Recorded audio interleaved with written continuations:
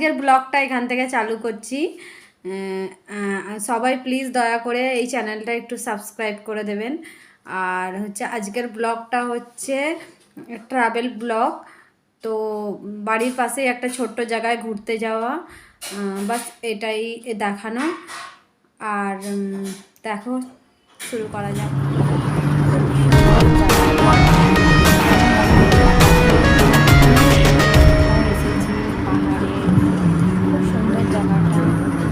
তার মাঝখানে নীল আকাশের নিচে সাদা মেঘ, খুব সুন্দর লাগছে।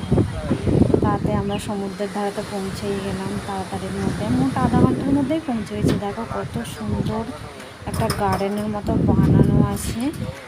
অনেক লোকজন কিন্তু হয়নি সেইভাবে, কিন্তু তবুও মানে মাঝারি ধরনের ছিল।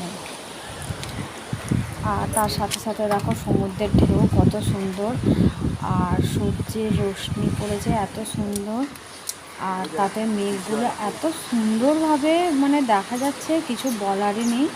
খুব সুন্দর, তোমরা সবাই দেখতে নিশ্চয়ই পাবে ভিডিওটা। এটা উড়ন প্লাজা বলে একটা জায়গা, নিউ মুম্বাইয়ে অবস্থিত এটা। দেখো সামনে ঝাউ বাগান, গার্ডেন মতো বানানো আছে, বানানো আছে। আর পার্সোনাল থাকার জন্য প্রপার্টি, এটা একটা মানে প্লেস, এত সুন্দর ঘোরার জায়গা, কিছু বলার নেই। আর একটু গার্ডেন মতো আছে। আর এটা হচ্ছে একটা রিসর্টের মতো থাকার জায়গা, এটা পার্সোনাল প্রপার্টি, এটা আগে থেকে বুক করতে হয়। তো জায়গাটা খুব সুন্দর, ঘুরে খুব ভালো লাগলো।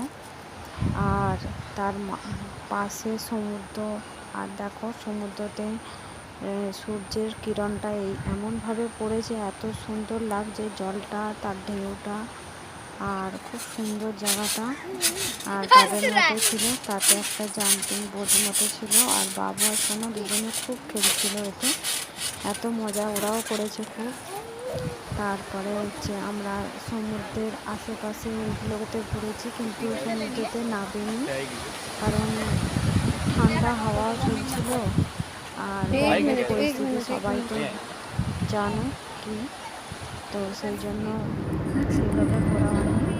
তারপরে সুন্দর দিকে আসছিলো বাড়ি চলার পথে, এত সুন্দর লাগছিল ব্রিজের উপর থেকে, তো ব্রিজের শহরটা সেইভাবে দেখা যাচ্ছিল, কিন্তু আর সূর্যের রশ্মি আর মেঘের এত সুন্দর একটা কম্বিনেশন লাগছিল, এত সুন্দর লাগছিল।